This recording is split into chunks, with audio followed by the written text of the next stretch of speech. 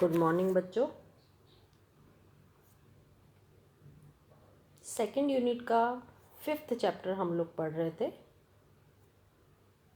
कल हमने ये चैप्टर स्टार्ट किया था फूड प्रोसेसिंग एंड टेक्नोलॉजी। आज इसी चैप्टर को कंटिन्यू करते हैं और इसका नेक्स्ट टॉपिक स्टार्ट करते हैं। जो टॉपिक है हमारा basic concepts related to food processing and technology. खाद्य प्रसंस्करण तथा प्रौद्योगिकी से संबंधित मूलभूत संकल्पनाएं। अब कौन कौन सी मूलभूत संकल्पनाएं हैं वो इसके अंदर हम पढ़ेंगे। सबसे पहले आता है फूड साइंस। इसका फर्स्ट पॉइंट है फूड साइंस या खाद्य विज्ञान। ये खाद्य विज्ञान क्या है? इसके अंतर्गत केमिस्ट्री और फिजिक्स, रसायन विज्ञान और भौतिकी जैसे विज्ञान विषयों के साथ साथ पाककला, कुकिंग, कृषि विज्ञान तथा सूक्ष्म जीव विज्ञान का प्रयोग किया जाता है। जो फूड साइंटिस्ट हैं वो खाद्य पदार्थों में कौन कौन से कंपोजिशन, जैसे फसल कटने से लेकर विभिन्न प्रक्रमों और भंडारण की विभिन्न स्थितियों के दौरान खाद्य पदार्थ में होने वाले विभिन्न परिवर्तन तथा उनके नष्ट होने के कारण और खाद्य संसाधन से जुड़े सिद्धांतों के अध्ययन के बारे में उपयोग करते हैं, इसका पढ़ते हैं। और ये जो फूड साइंस है ये एक बहुत ही विस्तृत विषय है जिसमें फसल काटने, पशु वध, भोजन पकाने, उनका उपभोग करने तथा खाद्य पदार्थ के सभी तकनीकी पहलुओं का अध्ययन किया जाता है कि खाद्य पदार्थ जो है उसकी फिजिकल और केमिकल जो प्रॉपर्टीज़ हैं उनका अध्ययन करते हैं कि इस खाद्य पदार्थ की फिजिकल प्रॉपर्टी क्या है और केमिकल प्रॉपर्टी क्या है, जिसमें खाद्य पदार्थ की प्रकृति, उसकी नेचर और उसकी विशेषताओं को हमें समझने में मदद मिलती है। ये होता है फूड साइंस। अब इसका सेकंड पॉइंट आता है फूड प्रोसेसिंग। फूड प्रोसेसिंग में हमने अभी इस चैप्टर को शुरुआत ही की थी फूड प्रोसेसिंग से। फूड प्रोसेसिंग क्या है? किसी भी खाद्य को जब उसकी कटाई होती है उस समय से लेकर जब तक वो पैक किया जाता है वो समय सारा फूड प्रोसेसिंग का होता है।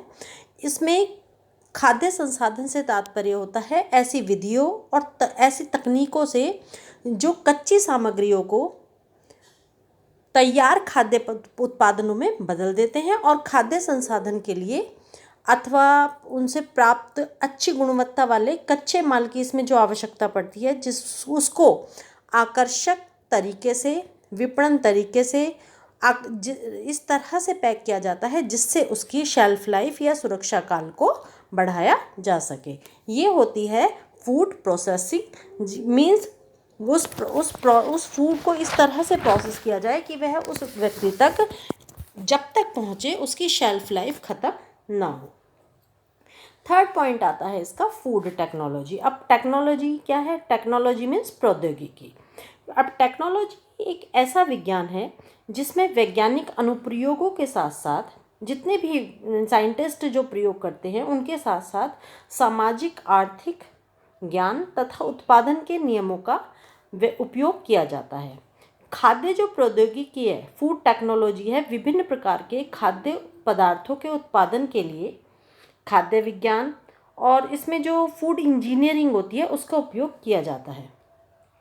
किस तरीके से यूज़ किया जाता है कि इसमें जो भोजन होता है वह सुरक्षित, पोषक और संपूर्ण तरह से वांछनीय तथा सस्ता और सुविधाजनक खाद्य पदार्थों के चयन करने में, हमें सिलेक्शन करने में, स्टोर करने में और उसको पैक करने में कौन कौन से कौशल को विकसित करती है, ये सारी चीज़ें फूड टेक्नोलॉजी के अंतर्गत आती हैं। इसका मुख्य उद्देश्य केवल ये होता है कि सभी खाद्य पदार्थों की गुणवत्ता, जो उनकी क्वालिटी है, उसकी सुरक्षा को सुनिश्चित किया जाए। This is called a food technology. अब इसमें नेक्स्ट पॉइंट आता है फूड मैन्युफैक्चरिंग। फूड मैन्युफैक्चरिंग क्या है? फूड मैन्युफैक्चरिंग में खाद्य पदार्थों की जो खाद्य पदार्थ हैं वो जो है बढ़ती जनसंख्या के कारण और विविध जो उनकी मांग है उनको पूरा करने के लिए खाद्य फूड टेक्नोलॉजी के सिद्धांतों का प्रयोग करते हुए बड़े पैमाने पर तैयार किए जाते हैं, जिससे उनका वर्तमान काल है खाद्य उत्पादन का, उसका वो एक उत्पादन के रूप में, एक व्यवसाय के रूप में, उद्योग के रूप में उभर कर आ रहा है। क्योंकि आजकल सभी लोग रेडी टू ईट फूड पसंद करते हैं, और रेडी टू ईट फूड होगा तो उसके लिए बहुत सारे लोगों को मैन्युफैक्चरिंग स्टार्ट करनी पड़ेगी, जिससे उनको एक नया बिजनेस मिलता चला जा रहा है। नए नए प्रोडक्ट आते हैं, उनकी मैन्युफैक्चरिंग हमें बहुत ज़्यादा अमाउंट में करनी पड़ती है, और जिससे लोगों के सामने यह एक बिजनेस के रूप में उभर कर आ रहा है। अब आता है development of food processing and technology, खाद्य संसाधन और प्रौद्योगिकी का विकास। वैसे तो आपको पता ही है कि फूड टेक्नोलॉजी जो है, इसके क्षेत्र में बहुत सारे रिसर्चेज होते हैं, लेकिन 1810 में निकोलस एपर्ट्स द्वारा खाद्य पदार्थों को डब्बे में बंद करने की प्रक्रिया को विकसित करना एक महत्वपूर्ण घटना थी। उन्होंने 1810 में जो कैंड फूड आते हैं वो स्टार्ट किया था। उसके बाद जो है 1864 में लुई पाश्चर द्वारा अंगूरी शराब के खराब होने पर किए जा रहे शोध, अर्थात उसे खराब होने से कैसे बचाएं कि वो खराब ना हो, और खाद्य जो फूड टेक्नोलॉजी है, खाद्य प्रौद्योगिकी है, को वैज्ञानिक आधार देने की शुरुआत की गई थी। पाश्चर जो थे, लुई पाश्चर, उन्होंने अल्कोहल, सिरका, अंगूरी शराब और बियर के अतिरिक्त दूध के खट्टा होने पर भी शोध किए थे। लुई पाश्चर ने विभिन्न प्रकार के खाद्यजनित रोग उत्पन्न करने वाले जीवाणुओं को नष्ट करने के लिए पाश्चुरीकरण विधि को भी विकसित किया था। जैसे आजकल जो मदर डेयरी का दूध आता है वो पाश्चुरीकृत करा हुआ आता है, पैस्चराइज्ड मिल्क आता है। जो पाश्चराइज्ड मिल्क होता है, ये खाद्य पदार्थों में जितने भी सूक्ष्म जीव होते हैं उनको मार देता है, और उनकी जो सुरक्षा अवधि है, जो जिससे उसको सुरक्षा प्रदान करता है, और वह लंबे समय तक खराब नहीं होता है। इस विधि का आविष्कार किसने किया था? लुई पाश्चर ने। देखिए, इसमें आपको जो निकोलस एम्पर्ट और पाश्चुरीकरण विधि के जनक लुई पाश्चर की फोटो भी दिखाई गई है कि वो कौन थे।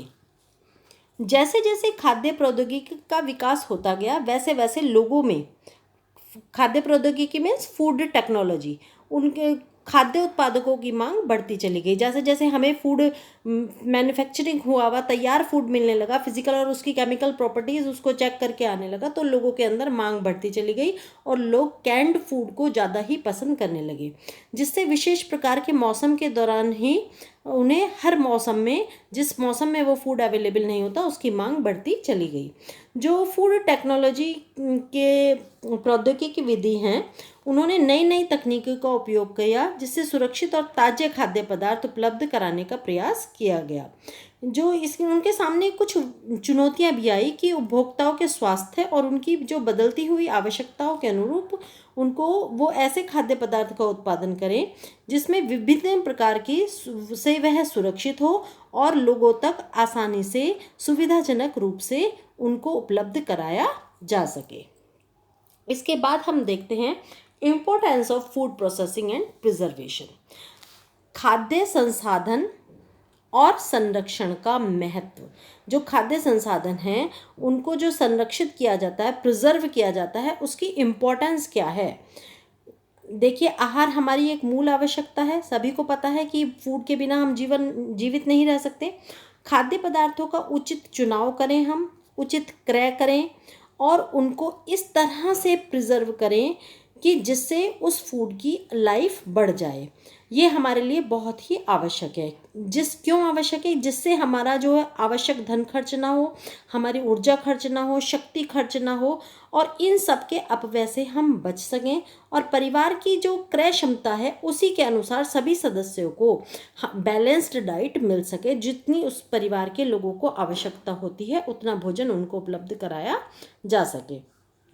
जो फूड प्रोसेसिंग है और फूड प्रोडक्शन है, ये हमने पढ़ लिया, लेकिन ये दोनों एक ही शाखा हैं जिसमें वैज्ञानिक ज्ञान तथा टेक्नोलॉजी का उपयोग करके कच्चे माल को, जो रॉ फूड होता है, उसको कच्चे माल को क्या किया जाता है, ready to eat food items में हम बदलते हैं और इस प्रक्रिया के द्वारा जल्दी खराब होने वाले जो खाद्य पदार्थ होते हैं उनको क्या किया जाता है, उन खाद्य पदार्थों को अधिक उपयोगी, सांद्रित और लंबे समय तक स्थायी रहने योग्य और स्वादिष्ट खाद्य पदार्थों और पेय पदार्थों में बदलने के लिए बहुत सारी प्रक्रियाओं का, बहुत सारी प्रोसेस का उपयोग किया जाता है।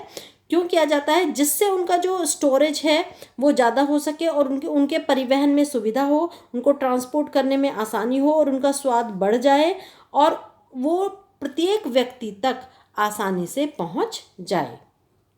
ये इसका महत्व है, क्योंकि जैसे आप देखते हैं कि बाज़ार में जैम, जेली, अचार, मुरब्बे, चटनी, ये सब कैसा फूड आता है? ये सब प्रोसेस फूड आता है, प्रिजर्व किया हुआ होता है। यदि इसको प्रिजर्व ना करें तो क्या होगा, हमें ये सारी सुविधाएं उपलब्ध नहीं हो पाएंगी, क्योंकि और हर समय पर, हर मौसम पर हर फूड अवेलेबल नहीं होता है।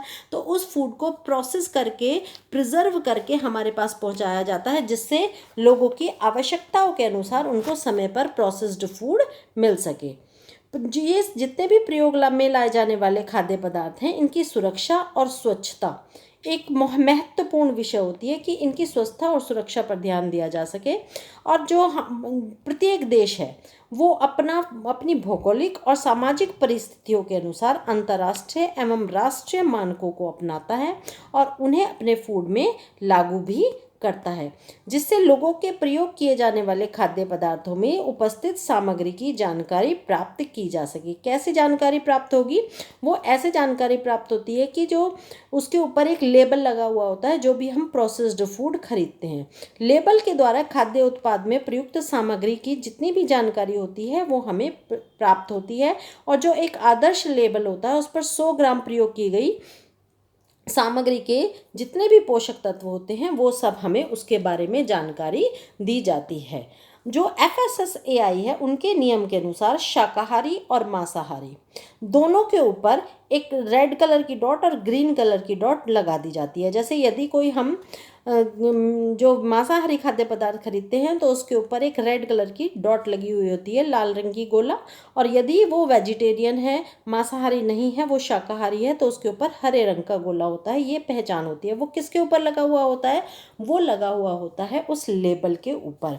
अब लेबल के अंदर कौन कौन सी चीज़ें होनी ज़रूरी हैं जिससे हमें उस प्रोसेस्ड फूड के बारे में सारी जानकारी मिल सके? उत्पादक का नाम होना चाहिए, किस उत्पादक ने उसे बनाया है, ब्रांड का नाम होना चाहिए, उस निर्माता का नाम होना चाहिए, पता होना चाहिए, ट्रेडमार्क होना चाहिए उसका।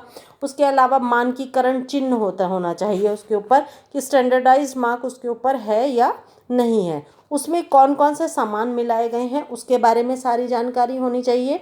उसमें बैच नंबर, लाइसेंस नंबर और उसकी भंडारण संबंधित सारे आवश्यक निर्देश होने चाहिए। मात्रा की जानकारी होनी चाहिए, प्रयोग की जानकारी होनी चाहिए, उसको यूज़ कैसे करना चाहिए, उसका सही वजन होना चाहिए, और उसके अंदर कौन कौन से परिरक्षक प्रयोग किए गए हैं उनका प्रयोग वो लिखे हुए होने चाहिए, और उसका MRP मूल्य होना चाहिए। तो यहाँ पर अब हमने इनके बारे में सब कुछ पढ़ लिया है कि खाद्य संसाधन और संरक्षण क्या होता है। इससे आगे हम नेक्स्ट वीडियो में पढ़ेंगे। थैंक यू बच्चों।